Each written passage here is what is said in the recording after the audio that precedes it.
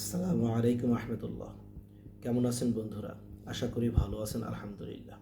প্রিয় বন্ধুরা, এখন আলোচনা করব খুবই গুরুত্বপূর্ণ একটি বিষয় নিয়ে।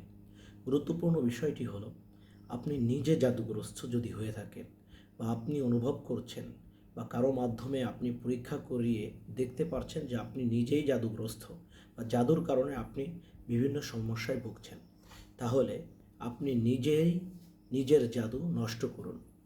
উপায় হলো, এক গ্লাস নদীর পানি অথবা পুকুরের পানি নিয়ে ওই পানির উপর সূরা আজ-জুখরুফ এর ৭৯ নম্বর আয়াত ৭ বার পড়ে ওই পানির উপর ফু দিয়ে দিন ৩ বার খাবেন এবং ওই পানি দিয়ে মুখমণ্ডল ধুবেন এবং ওই পানি দিয়ে দিন একবার গোসল করবেন। এরূপ ৭ দিন করলে মহান রব্বুল আলামিন জাদু দ্বারা আপনার শরীরে যত প্রকার ক্ষতিই হোক না কেন সমাধান করে দেবেন ইনশাআল্লাহ। আজ এ পর্যন্তই, সঙ্গে থাকুন।